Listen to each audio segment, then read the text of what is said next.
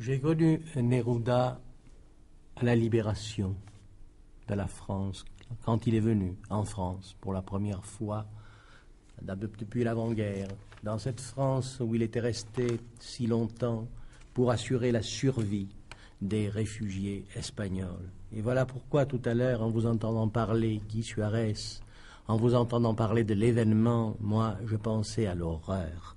Je pensais à cette horreur immense qu'est ce saccage de la maison de Neruda à Santiago et à l'Isla Negra, alors que déjà, une fois, ce saccage a eu lieu à Madrid et qu'il a vu sa maison effondrée, écrasée sous les balles, et qu'il a crié « Venez voir le sang dans les rues, venez voir le sang dans les rues, venez voir le sang dans les rues ». Et la première chose, même avant d'entrer dans ce qui reste le vif, le vivant, l'éternel de l'œuvre de Neruda, la première chose que je voudrais dire, c'est que contre cette horreur, la réaction des poètes français a été immédiate. Vous savez, les poètes, au fond, ils ont une double citoyenneté. Ils habitent ce pays qui est la France, et puis ils habitent aussi une espèce de pays rêvé dont Char a dit qu'il n'est qu'un vœu de l'esprit, un contre-sépulcre. Et il dit, dans mon pays, on ne croit pas à la bonne foi des vainqueurs.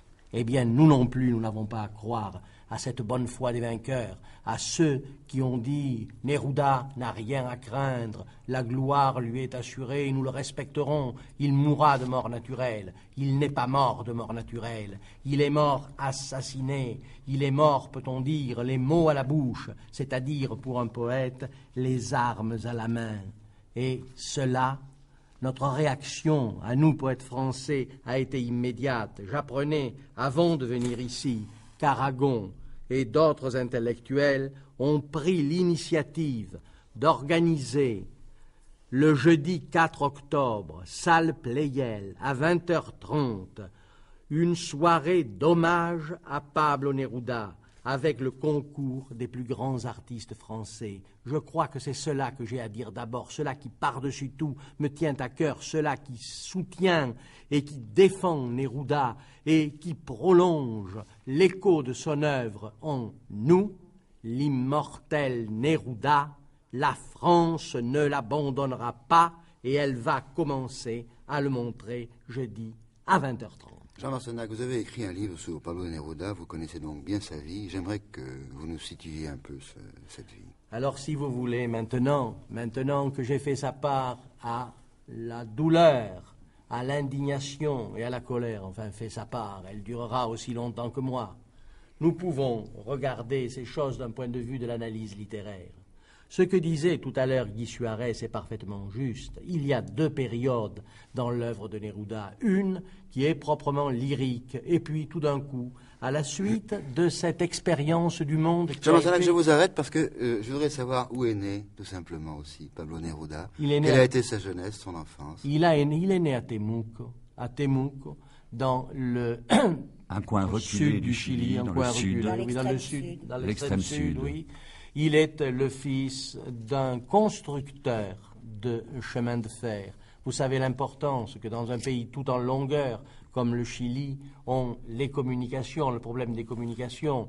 Son père est en quelque sorte un pionnier, un de ces hommes qui transforment le Chili d'une sorte d'état d'inexistence à l'état d'un pays où les relations sont possibles, où le commerce, où les transports deviennent possibles. Et ce fils de cheminot sera d'ailleurs fortement marqué, fortement frappé par cette vie en chemin de fer. Il le dit dans plusieurs poèmes. Je me souviens par exemple d'un contresens que j'avais fait le traduisant avec l'aide de mon ami Bonhomme, où je traduisais le mot tunnel, parce que je trouvais que ça faisait plus noble sans doute.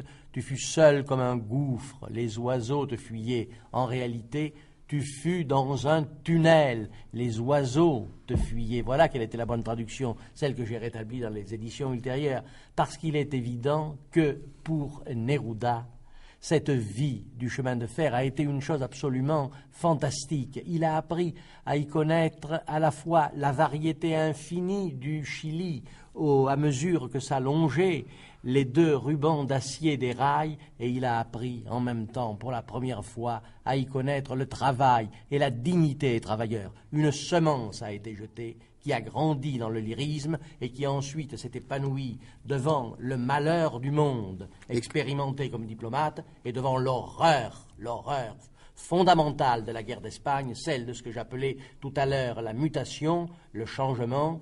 Vous demandez où est la métaphysique couverte de coquelicots, vous demandez où est tout ce dont je parlais avant, venez voir le sang dans les rues, venez voir le sang dans les rues. C'est avec ce sang-là, le sang des victimes, le sang des pauvres, le sang des misérables, le sang des assassinés par le fascisme, que Neruda désormais a écrit, et c'est le même sang qu'il a versé pour eux.